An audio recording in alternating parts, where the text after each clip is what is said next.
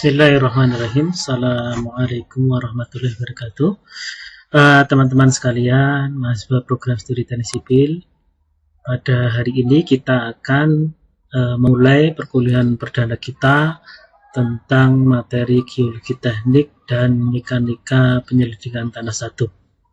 Nah, sebelum menginjak pada materi, akan saya jelaskan dulu bahwa materi geologi teknik dan mekanika tanah ini pada dasarnya dibagi menjadi 2 session. Yakni session pertengahan semester pertama kita akan bicarakan tentang materi geologi teknik.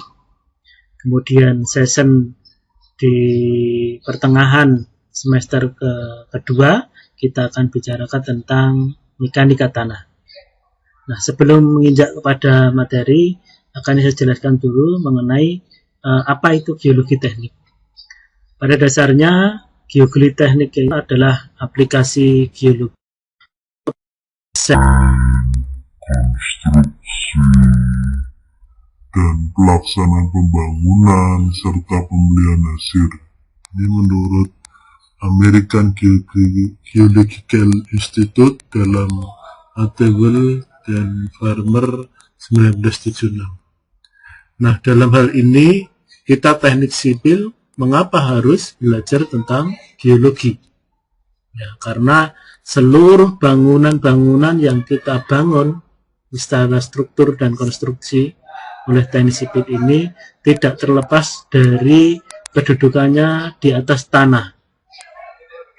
Nah, meskipun sekalipun itu bangunan-bangunan di lepas pantai, dia juga tidak terlepas dari tiang pancangnya sampai ke dasar laut, ya tentu saja tanah juga, ya, tanah di dasar laut.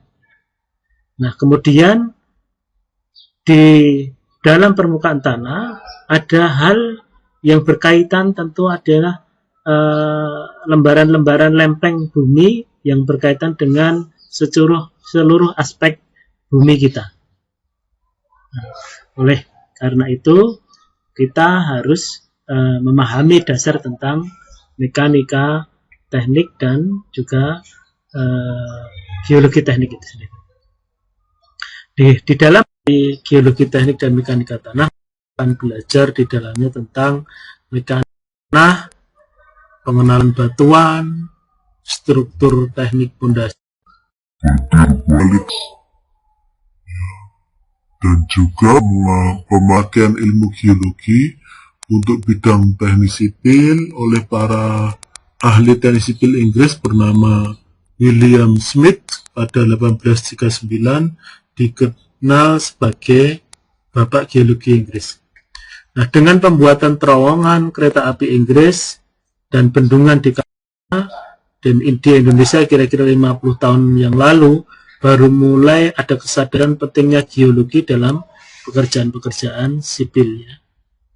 Kalau kita lihat ruang lingkup geologi teknik, diantaranya secara teknik itu lingkup aspek, ya, tentu saja misalkan kalau di kita juga tidak terlepas dari kita, ya, apalagi pertambangan tidak terlepas geologi teknik, fondasi, geologi, seismologi,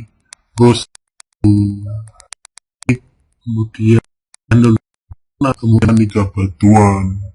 Semua ini memerlukan dasar pengetahuan tentang geologi. Peristilahan material bangunan sering terjadi masalah, oleh karena itu sebab konsultan di bidang geologi teknik harus memahami dasar-dasar istilah atau batasan-batasan yang benar menurut teknik sipil. Ada beberapa perbedaan pengertian di bidang geologi teknik sipil tentang tanah dan batuan. Ada sedikit perbedaannya. Atau soil, orang teknis bagian dari bumi yang dapat dengan melekat kuatnya. Bedanya kalau tanah ini tadi seorang sipil dia melekat rapat tapi tidak kuat sehingga bisa dapat mudah dipisahkan melalui digali, dicangkul, dan sebagainya. Sedangkan batuan berbeda. Menurut kita, dia harus dapat diambil dengan cara diledakkan atau dipecah, paling tidak menggunakan hammer misalkan. Nah, tetapi istilah di dalam geologi, batuan itu susunan kulit bumi yang terdiri dari suatu material atau jenis mineral yang sama atau beberapa. Kemudian ada batu atau stone, kalau kita massa fragmen yang lepas dari batuan aslinya untuk konstruksi. Sedangkan orang geologi mengatakannya merupakan bagian dari batu saja. Kemudian ada tanah padas atau padas. Bagi kita, padas itu adalah tanah yang terisi oleh elemen yang menjadi kesatuan. Artinya kita melihat aspek geologi ini dari sisi fisika kalau teknik sipil ya. Tapi kalau orang geologi lebih pada sifat kimianya. Demikian teman-teman pengantar kita tentang beberapa hal berkaitan dengan ilmu geologi, karena memang teknik geologi itu sendiri ada sebuah program studi sendiri, teknik sipil juga memiliki yang tersendiri. Oleh karena itu urutan hierarki adalah pengungkapan jenis batuan, geologi teknik adaptasi, kemudian teknik sipil, penyusunan konsep dan perencanaan konstruksi. Terima kasih teman-teman. Mungkin ini untuk pengantarnya. Terima kasih. Kita akan meneruskan untuk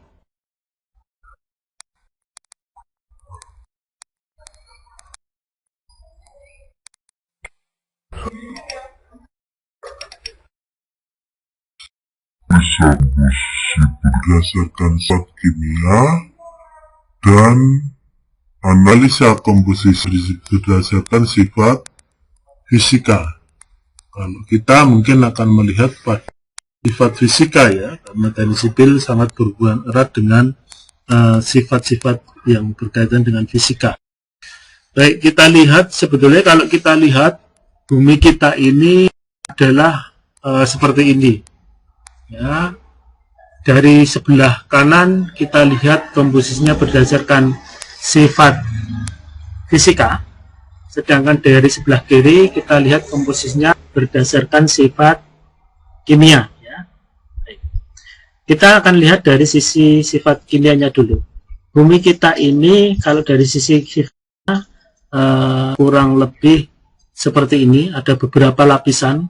Lapisan yang paling ya ini disebut sebagai kerak. Kerak itu kalau bahasa Jawa namanya karak. Karak itu hasil pembakaran yang terluar ya. Ya kira-kira begitu. Ya, kalau intip lah intip.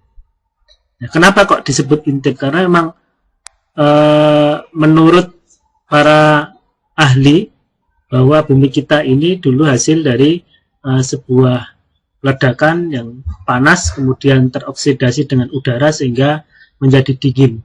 Nah, bagian yang dingin di permukaannya itu disebut dengan kerak. Kurang lebih kerak itu memiliki kedalaman antara 8 sampai 75 km. Ya, lumayan. Lumayan dalam kira-kira kalau kita gali itu mungkin yang Jayapura itu yang tambang emas itu mungkin belum sampai pada kedalaman berapa meter ya, berapa kilo ya, 8 kilo mungkin belum sampai juga, padahal luar biasa. Apalagi di sini diperlihatkan bahwa kerak itu kedalamannya mencapai 75 km. Kemudian di kedalaman disebut dengan berisi dengan silikat ya, hampir 2.900 km. Kemudian dalam ada besi atau mungkin dengan kedalaman 6.370 km. Jadi ini lihat komposisi bumi kita berdasarkan sifat kimia. Kemudian yang kedua, kita akan lihat komposisi bumi kita dari sifat fisika. Fisika itu fisik yang dapat dilihat. Yang pertama, yang disebut litosfer, lapisan litosfer adalah kedalamannya 100 sampai 200 km. Kemudian berikutnya lapisan astenosfer, lebih pada sifatnya plastis nanti. Kalau litosfer tadi lebih bersifat kaku dan keras, kalau astenosfer lebih bersifat plastis. Plastis itu semi kaku. Kemudian di bawah astenosfer ada lapisan mesosfer yang memiliki kedalaman 2.900 km. Mesosfer ini lebih bersifat padat. Kalau tadi astenosfer plastis, kemudian litosfer agak kaku dan keras, kemudian mesosfer adalah berupa padat. Ya, zat padat lah. Nah, di bawah mesosfer ada inti luar yang bersifat cairan, kurang lebih kedalamannya 5.150 km, baru inti dalam yang berupa zat padat. Nah, inilah kira-kira gambaran bumi kita. Kalau kita belah menjadi dua bagian, di tengah kira-kira begini. Baik, kita akan lihat si Kurang lebih mantle, luar, dan dalam. Ya, nanti teman-teman bisa pelajari pada materi kuliahnya yang sudah saya upload ya. Nah, pembagian lapisan bumi kita berdasarkan komposisi kimia, ada kerak benua, kerak mantel atas, zona transisi mantel bawah dan mantel atas, kemudian mantel bawah dan inti bumi. Kemudian dari sisi dalam, dan kalau secara bumi kita dibagi 24 lempeng kecil dan sekitar 8 lempeng besar dengan kecamatan lapisan astenosfernya antara 5 sampai 10 cm per tahun. 8 itu yang kita kenal sebagai lempeng Afrika atau African Plate, kemudian lempeng Antartik atau Antarctica Plate, dan lempeng Hindia Australia, Australian Plate, kemudian ada lempeng Pasifik, Pacific Plate, Amerika Utara, North American Plate, dan Amerika Selatan, American Plate, Plate. Lempeng besar yang kita kenal saat ini. Nah, penampang bumi kita, kalau kita lihat sekali. ya, kalau beratannya dalam waktu yang singkat ya. Tadi kalau 5 cm per tahun kan tidak terasa, tapi kalau 5 cm dalam sekian detik maka akan terlihat sekali pergerakannya. Sebagai apa? Kemudian penampakan plate atau batas lempeng. Maka kemudian Indonesia dikenal dengan beberapa wilayah gempa. Jadi ada wilayah gempa 1, 2, 3, dan 4. Kenapa kita kenal itu? Karena setiap wilayah memiliki percepatan gempa yang berbeda-beda.